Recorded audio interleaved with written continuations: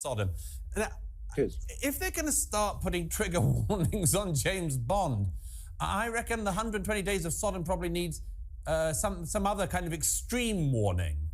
Well, you know something, Douglas, I get nervous when I now see films without a trigger warning, because I think, oh my God, you know, what's in this? I mean, I was watching a film this morning. I love watching horror films. I'll give you an example. And there was a warning at the start of this movie, which was given by the directors, actually saying, we're warning you that some shots in this film will contain something that'll upset you in the name of humanity. And then I thought, okay, well, I'll steel myself a little bit. Has issued the early films in the James Bond series with trigger warnings. And it's not for 007's Golden Gun, but because they could cause offence today. And it's not just James Bond that's been shaken, if not a bit stirred, with woke controversy. The new Doctor Who was introduced to us at Christmas, shaking his thing in a fetching muscle top and skirt, whilst Star Wars announced that their next film will be directed by a feminist who says she enjoys making men feel uncomfortable. It does really seem like South Park hit the nail on the head with this recent skit. Put another gay diverse woman in it, make it more lame. No, what's going on with my stars? No, Captain Kennedy. Is there a problem, people? We were just discussing ideas of what to do with the new Prince Eric movie. Put a chick in it, make her gay. Maybe we should go a different route than we did with Indiana Jones. Indiana Jones, put a chick in it and make her lame and gay. So, is this really the future of what we'll be watching in 2024? Joining me now to discuss this is the actor James Dreyfus. James, thank you so much for being with me. Mr. Murray, we meet at last. We meet at last. Yeah. Tell me, let's start with James Bond. Does it surprise you that James Bond now needs a trigger warning?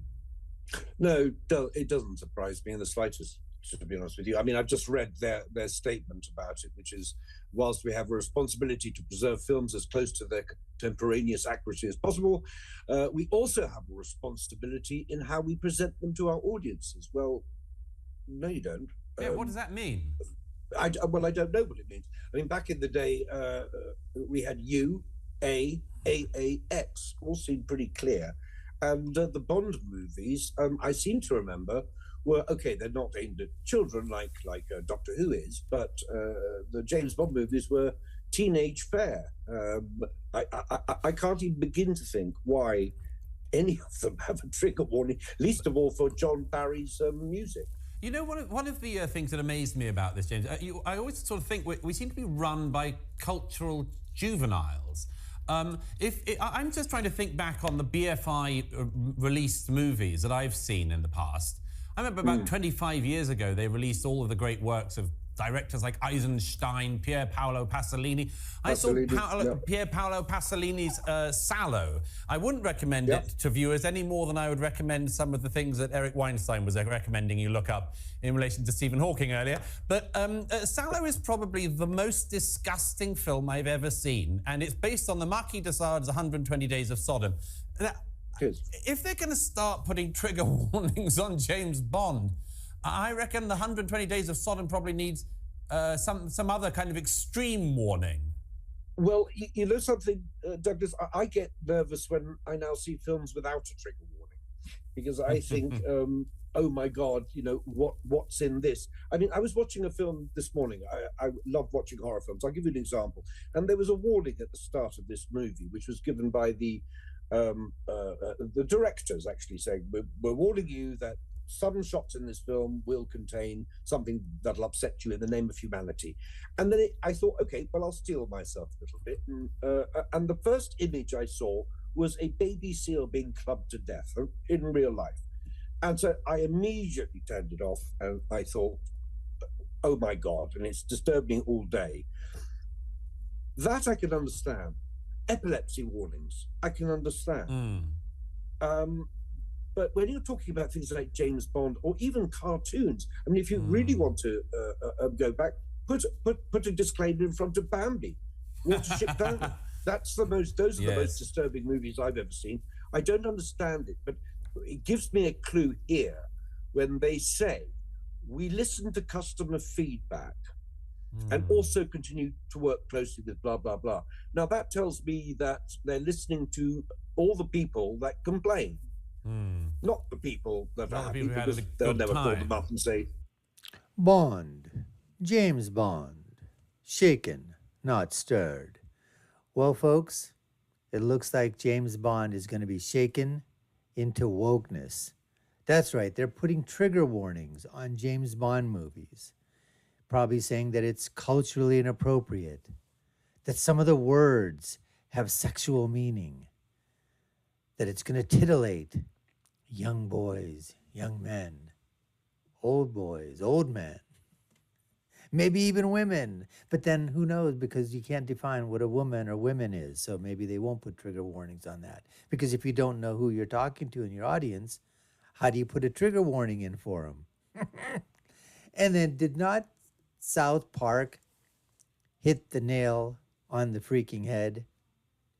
Well, folks, here's my prediction for what's going to happen with James Bond and a lot of these other superhero movies. You're seeing it so often right now, right? The CW, Superman, Batman, Batwoman, I mean, coming out, Supergirl. I mean, they're already starting to put in the LGBTQ interplay into it, the transgender person into it. Here's my prediction for James Bond movies in the future. I really think they're going to flirt. Flirt with making James Bond gay. I don't doubt me on this. This is a prediction of mine. I think they're going to flirt with the aspect and actually try to make a James Bond picture with James Bond as being gay, or maybe bisexual. Maybe they'll go that route.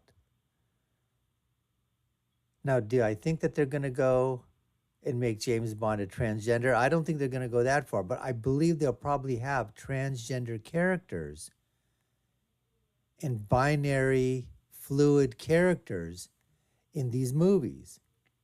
Now, I've always asked, and I think the question sometimes was also being asked, you can take a look at the piece, you see them on the internet. Why not do a James Bond movie, but instead of having James Bond playing a male role, why not have the role of James Bond, secret agent, be a female role, a woman playing, instead of James Bond, I guess they'll call her Jane Bond. I'm Bond.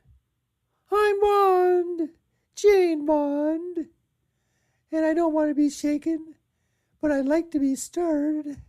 I don't know. I mean, that would, but then why not just have the genre of the James Bond movies make it Jane Bond instead? There are lots of female actors out there, actresses, that I think would fill that bill. I mean, one thing you've got to, but I don't think it would be that good at the box office. Female superhero movies. I mean, let's just go back and take a look. The Marvel Universe with female superheroes, Scarlett Johansson. I mean, she kicks ass in her movies. And she's very, very good. She's smart, she's talented, she's sexy, she's beautiful, she's brainy, she's brawny. I mean, she is absolutely a top-rate actress. And I'm using the word actress because she's a female. I know a lot of people say, oh, she's an actor. No, she's an actress. If she was a male, she'd be an actor. Just saying. Anyways, but that genre with female superheroes has not really been a great moneymaker for Hollywood. They've lost billions of dollars on those movies. If you inculcate all the other ones that are out there, that's why these shows have flopped on television in terms of series. Batwoman, I think they made her a lesbian. These are the things that are happening out there, and I just don't think they're going to work right now. And if you want to break the James Bond genre, I mean, literally just crush it, you start going woke with James Bond, you're going to start to go broke. I mean, that's all there basically is to it. It's just absolutely incredible. And the British Film Institute, the BFI, where are their balls, their cojones? They said that they have an obligation, a duty to listen to their audience. How much is their audience other than maybe, the family members of the members of the board of the BFI and themselves? Audience? They're listening to the few voices out there that give a crap about this stuff. But that minority voice really makes a lot of freaking noise. And that's who they're listening to, because they have no cojones at all. So they're putting trigger warnings on Bond films. Just like when they decide to say, oh, we have to replace all the names because they have American Indian or they have Native Indian names. And the Native Indians, we don't want to culturally appropriate anything for them. So instead of a trigger warning, we're just going to remove the names. Like now they call it the Washington football team. I almost gag when I say that because as far as I'm concerned, they're the Washington Redskins, the Cleveland Indians, the Atlanta Braves. I will never succumb to name changes. And I will never say those names properly because they're not proper. They're improper. I will utilize the old names that they use because that's the name that they should be known by. James Bond should always be that handsome, devil-may-care attitude, a man's man. That's right, folks. That's what he should always be. And with that, that's the end of the show, folks. Thanks for taking the time to watch. You've been watching the Dr. Nasser Shake Show. I've been your host. My name is Dr. Nasser. If you haven't done so already, like, share, and follow this our video. If we've earned your subscription, we'd like you to go ahead and smack that subscription bell. You know what else to do. Take a look at our other video links here and below. I'll leave with my final thought, which is, when you're right, you're right. And when you're left, you're wrong. Until next time, folks, take care and stay safe.